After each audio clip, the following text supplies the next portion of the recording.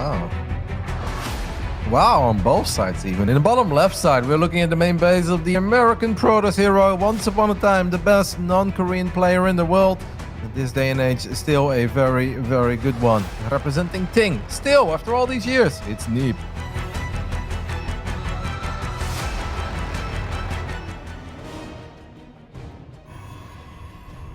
And you gave me a wow at the start of this one, Kev. Is it that both players are building their gateways on the low ground of the natural? Absolutely. I mean, it's becoming more popular, and of course on Oxide and Blackburn we pretty much expect it.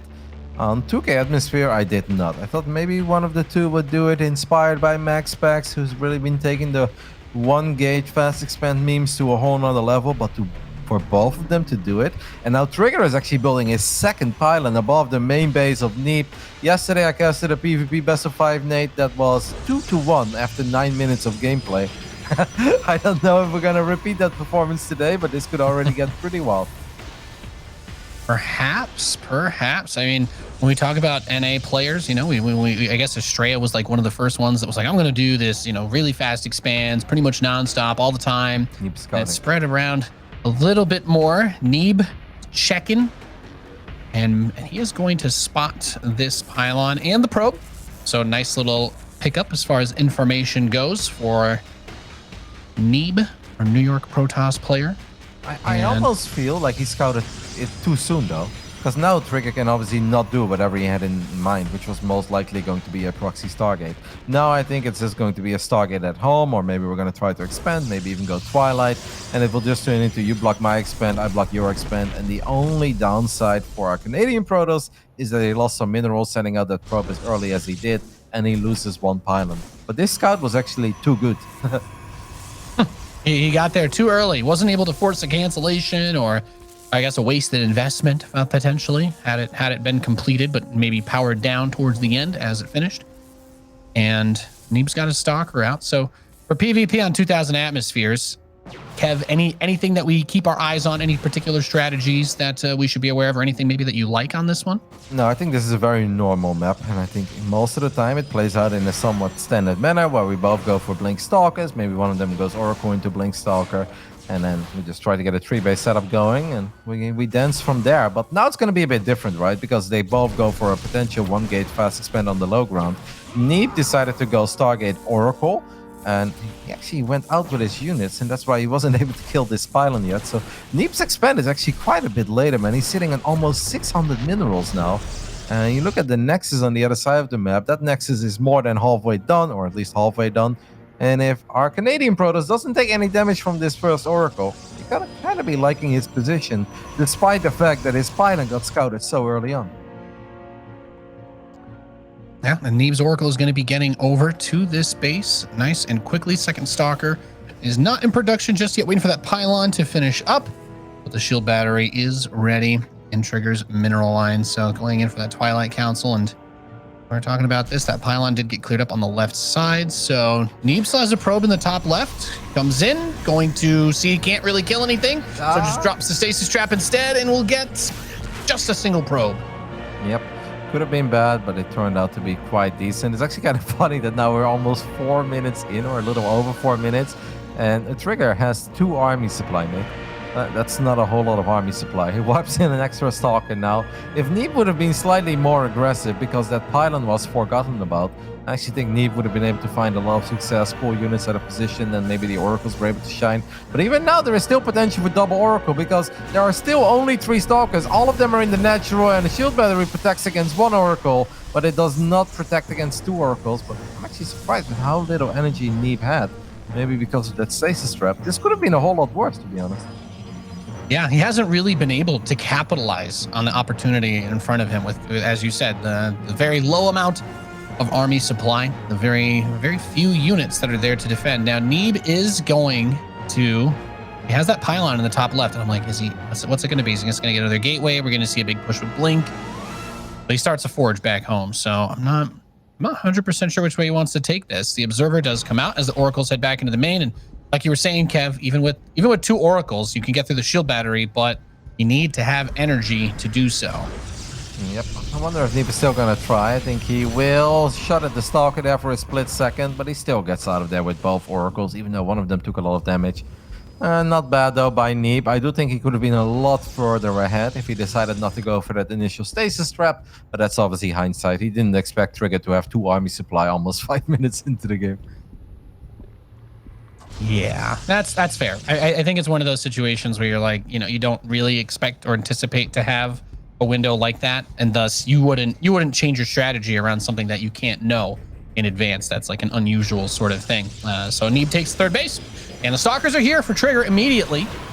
Blink is done for the Canadian, but as the Revelation hits his Stalkers, it's all just about done for Neeb. Just needed to buy himself a couple of seconds. And he's pretty much there. Looking pretty bad for TriGGeR, though, because he's still on 2 bases, has not gone up to 3 bases yet, and he doesn't have a Forge. What he does have is a War Prism, and that gives me the idea he just wants to go super aggressive, but he only has 3 gateways, so how aggressive can one man really be of 3 gateways? That is an interesting question for sure. It's not a great spot to be in. I think you see the Prism here, and he's got to be asking himself if it's going to be like that, but it's I guess, as you said, he even with that warp in, it's not really enough to overwhelm the numbers that Neeb has just been able to build by macroing normally.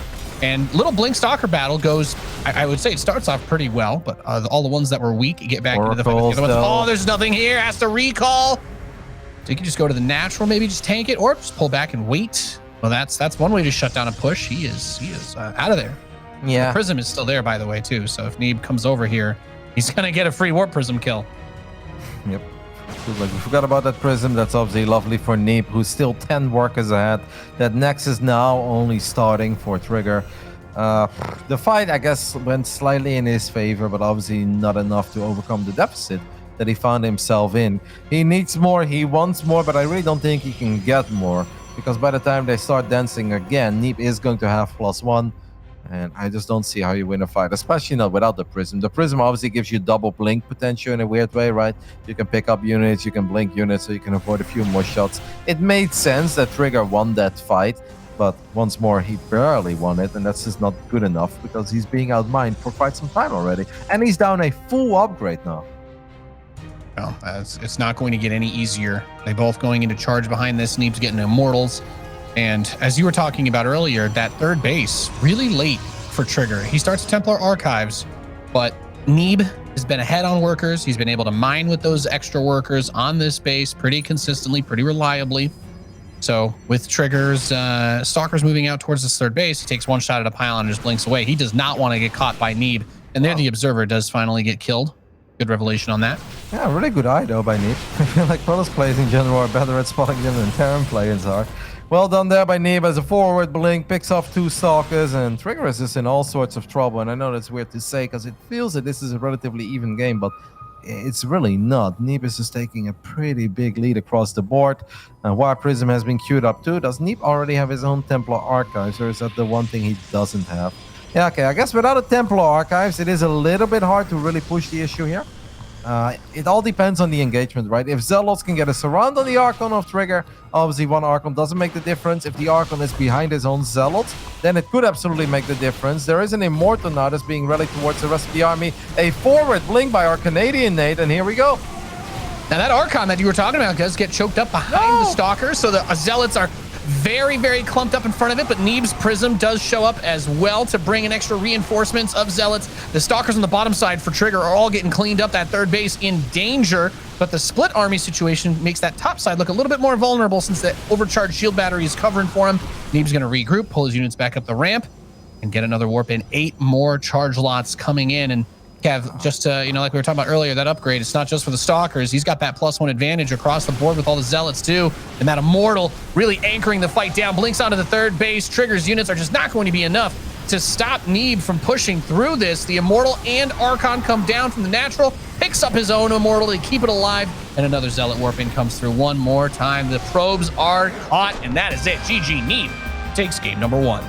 Yeah, I'm a bit confused about the early mid-game of TriGGeR. Like, he fell a couple workers behind because of the Oracles, but that's all good. But then he made a move out with a very early Prism. He didn't have a Sentry for a Guardian Shield. He also only had 3 gateways, but he stayed on 2 bases and he didn't drop a Forge. And it felt like it was a middle down the road kind of build, where it's like, I'm kind of going to be aggressive, I'm somewhat committed, but I'm not totally committed. But that kind of stuff doesn't really work, especially not if you go up against someone like Neeb. You got to be very decisive.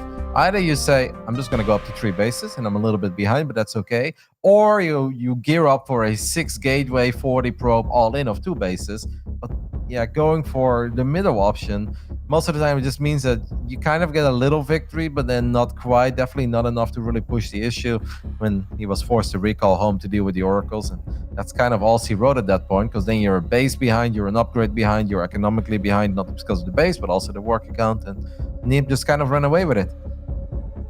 Yeah, really hard spot to be in. I think you called it perfectly. He didn't really have the production early on, didn't have that supply early on. And it turns out there was some benefit, I guess, to getting that early scout. At the very least, killing that pylon gave a little bit of an edge to Neeb at the start, and turned into a game that never really came back into being open, I think, for TriGGeR, especially once that +1 finished. It's just, you know, they're playing with the same tools, except somebody's are a little bit sharper, Kevin. And they're both very good tools and easy to use. So if one of them is still slightly sharper than the other, then obviously the easier, sharper tools are going to get it done. What I do think it also caused, by the way, picking up that pylon, or at least getting the scout up so early for Neeb, is that it really threw TriGGeR off his game plan. TriGGeR probably had this idea, it's like, hey, I'm pretending to go 1 gate fast expand, but actually I'm going to void ray all in you, or at least go for the quickest possible proxy oracle. And then suddenly you have to completely reset your plan. And I think it really threw him off. Well, it wasn't that bad, right? Like, it didn't look bad when we looked at the numbers. It definitely threw him off, because he started second Stalker, third Stalker was supply blocked. Then he's like, Warp Gate is almost done, so I just canceled that too. And then suddenly he had 2 armies supply almost 5 minutes into the game. And yeah, that's just unheard of. So I think his game plan was just a bit shaken up and couldn't really get it together. Perhaps some nerves playing here in the playoffs of the DreamHack Masters Winter 2021. In the top right side, our Canadian Protoss down 0-1, representing Alpha X is TriGGeR.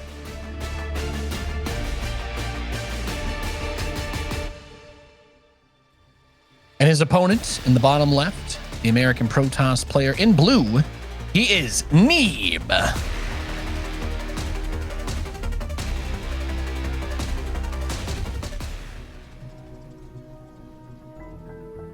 All right, now this game, our Canadian Protoss is not going for the pylon on the low ground, and that is pretty uncommon on this map. I was a bit surprised, that's why you heard me wow in the early game of 2K to see both of them going for a pylon on the low ground and dropping their first gateway on the low ground. On this map, it is the gold standard. Doing anything else is actually uncommon, and for TriGGeR to just be going pylon on the high ground and 2 gateways is definitely a bit surprising to me, because I know that he is very familiar with the meta. He plays a lot on the European server, gets plenty of practice against those European grinders like Christiana, Strange, and all those dudes. So he knows what the standard is. He knows how to play. He has shown us that he's very good. It's his 2nd time in the playoffs already. So I wonder what the game plan is here, Nate. Very interested to see. Of course, is not placing that proxy early on the outside. So the game plan itself, whatever it was he was going to try to do last game, you know, he kind of tripped up on his way there, and hopefully we'll get to see a little bit of that cleaner style come out of him, since again he looked great, looked fantastic in the group stage. The games that we got to commentate of his were pretty good, and had a 11-6 map score. So as he came here to ball out, he did not come here to just get shut down immediately. Oh, of course Neeb has a bunch of that history, a bunch of that legacy, and there is the cybernetics core block, which you don't get to see every day, Kev. That's heart and commitment right there. I mean, this actually used to be a thing for a while, but then Protoss players were like, actually, then the tag of your opponent just goes up a lot quicker than your tag, and this is costing me quite a few resources. It obviously messes up your own build order too, because these guys all have very tight build orders at the highest level. So normally you can't just spend 100 minerals on a pylon and then another 150 minerals on a cybernetics core and not trip up your own build order a bit. But it's going to be 2-gate Stargate versus 1-gate Stargate. Neeb does get a battery up, and I don't think he's in any danger of losing this battery. I'm not sure. Now TriGGeR actually does drop a Nexus 2 on his side of the map, so despite the fact that he's the guy going for 2 gateways, does have a slightly earlier Nexus. But the problem with this Nexus is that obviously he's down a couple probes, and his Stargate is a lot later. He goes for Phoenix, and this is something that Neeb sees immediately. I wonder what Neeb will do with his Oracle. His first Oracle is still flying to the other side of the map. I don't know if it's going to show up before that battery is done. I think for like 1 or 2 seconds, question mark. Yeah, if so, then just barely. And that Phoenix you were talking about is out and is locked onto the Oracle. So we'll be able to get 1, 2, 3 probes before. Okay, yeah, and there he goes. Throws the Revelation down, get recalled out. Does not want to lose the Oracle here, and we'll be able to pull it out. So those 2 Stalkers coming over almost finished it during the recall. Yeah, if those Stalkers would have been able to get 1 or 2 more shots off, it absolutely would have gone down. Yeah, I'm not in love with this scenario for TriGGeR. Now, he does have the most important thing, and that is a tiny Phoenix advantage. Oh, you want to hang on to that. The second Phoenix is coming. If TriGGeR can get the kill here on the Phoenix of Neeb, this is really big, and he does get the kill. Okay, so now we have a really interesting game on our hands, Nate, because Neeb is the one who's 6 workers ahead, even though his next is a bit later. But he's the one who's almost never going to catch up in the Phoenix count anymore, because it's 0 Phoenix against 2.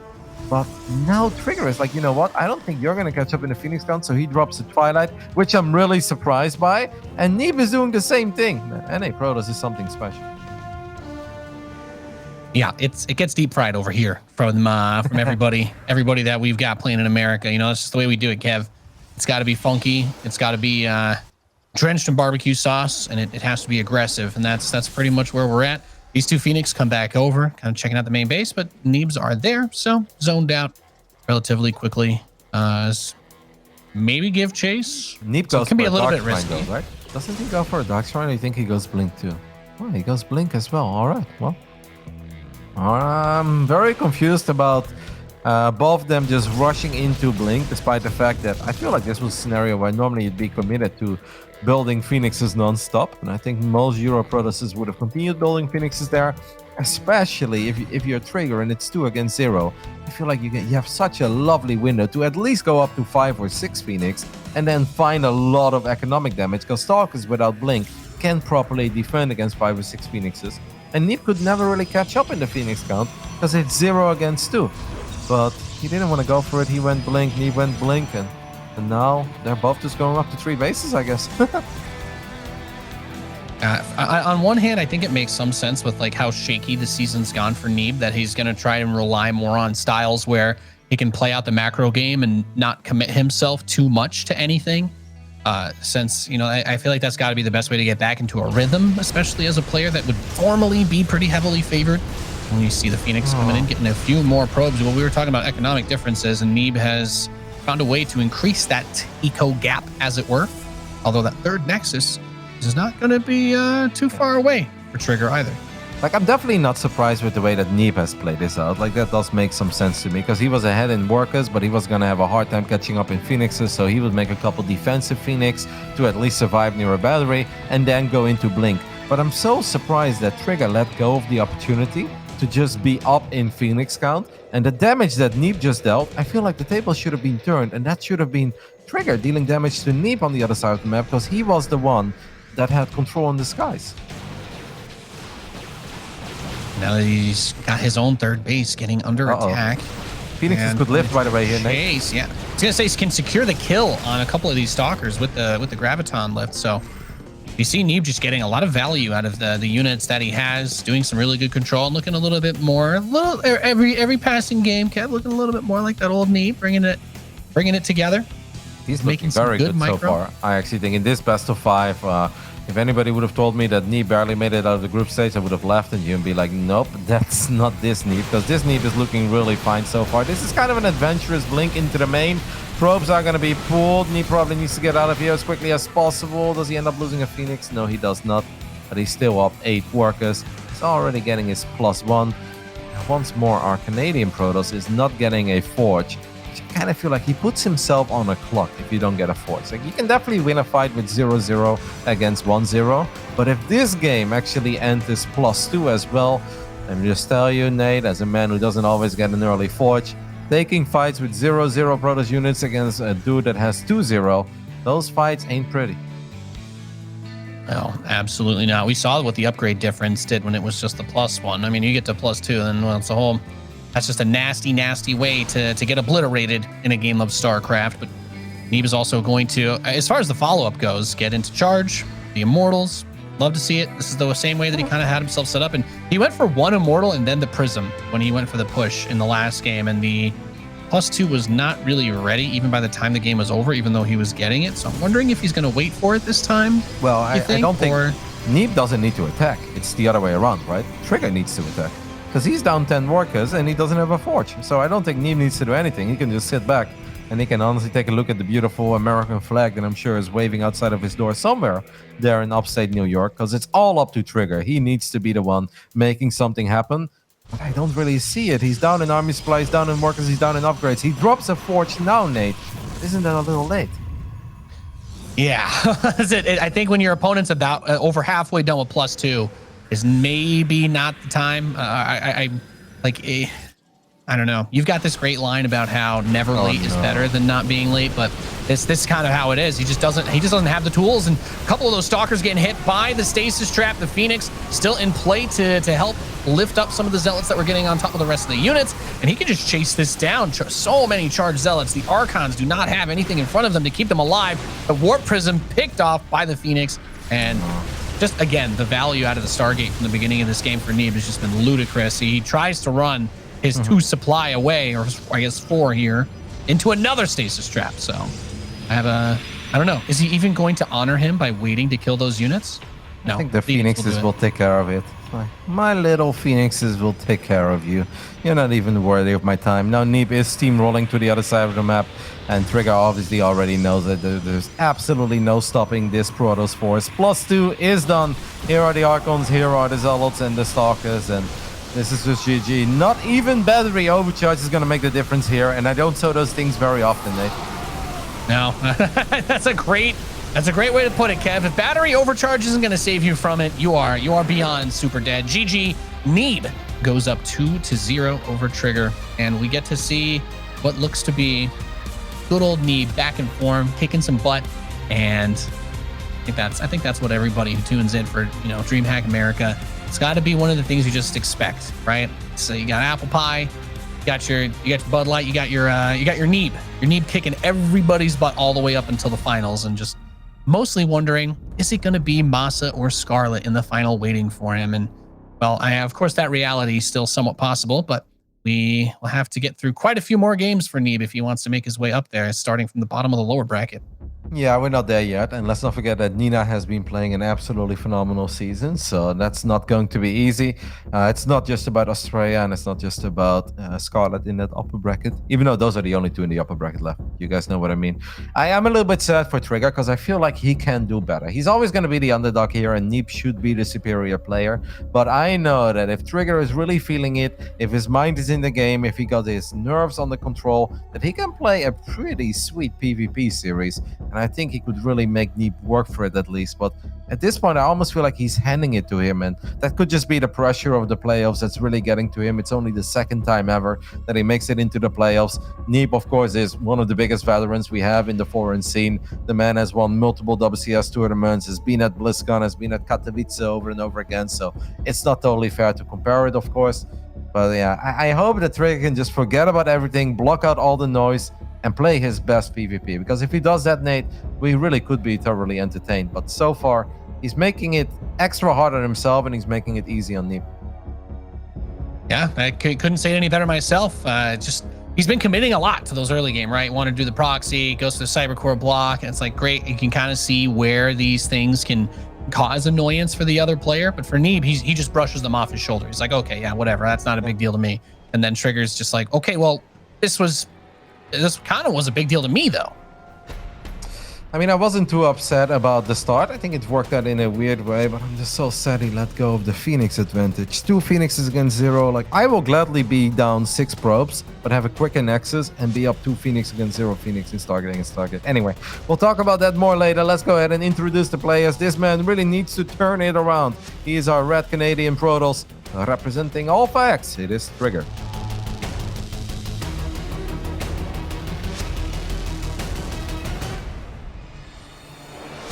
And in the bottom left, we have the blue Protoss player leading the series 2-0, representing Ting. He is Neeb.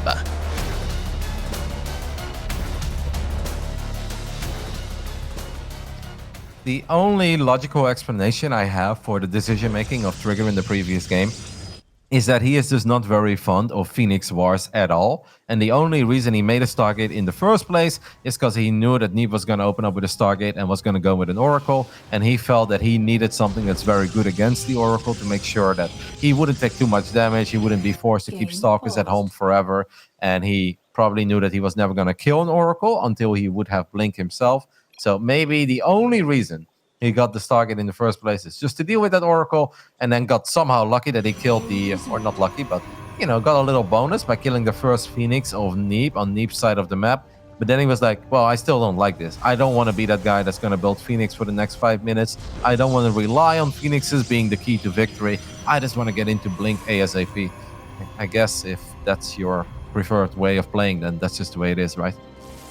Yeah, it's like a stylistic choice, right? Just the way that he likes to play the game. So even though he had that opportunity, like you were talking about, just wasn't the way that he wanted to take it. And if there's anything though that jumps out, it has to be. And you've been doing a good job pointing this out, Kev. But he's got to get upgrades at some point a little bit earlier, because Neeb is just getting these huge advantages by just building a forge and researching +1, and TriGGeR just doesn't do it. And then they get into a fight where you're like, oh, maybe the micro will do it, maybe something else, but the fight ends up super lopsided because some of these units are doing a bunch of extra damage. Yeah, I mean, it was obvious that he just wanted to make that attack, and he probably felt like he needed to make that attack on Oxide, but yeah, it was never going to work. Neeb was even up a little bit in army supply, and then on top of that, Neeb's army was better. The stasis trap just added insult to injury, but I think even without the stasis, Neeb would have been completely fine there. Now, TriGGeR is once more going for a Stargate. Neeb has already scouted it with his little happy probe in the main base of our Canadian. I kind of wonder what Neeb is going to do. It seems like Neeb will just expand, but the defensive unit positioning here from Neeb is going to be very important.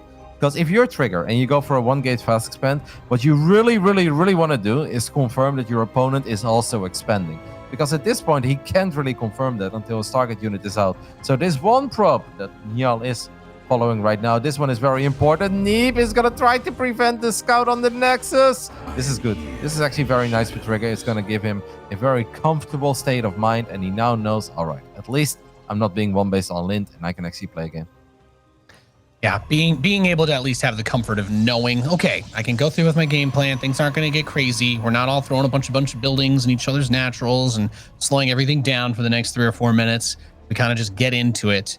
And for Neeb, he's got the rest of his units all pocketed inside that main base mineral line while they both get their Twilight Councils. So is there anything else that's jumped out to you as far as where Neeb has been getting the edge in these fights against TriGGeR, or has it just been kind of having the more smooth build flow?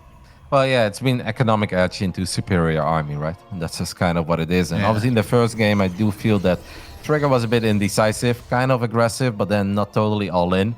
It's like either you send it, you know, balls deep, super all in, or you just don't. But he kind of went for the middle down the road build, and that doesn't quite get the job done, especially if you're the underdog. I feel like if you're the underdog, you should be willing to roll the dice just a little bit more, you know, nothing to lose, everything to win kind of stuff. This game, though, this is actually looking really good, I think, for TriGGeR, because it's dead even in Morcus. They both have an expand.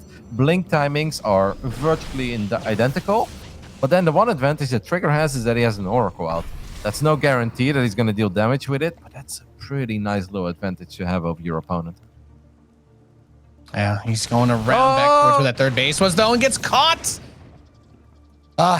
Everything adds up. Everything adds up, Kev.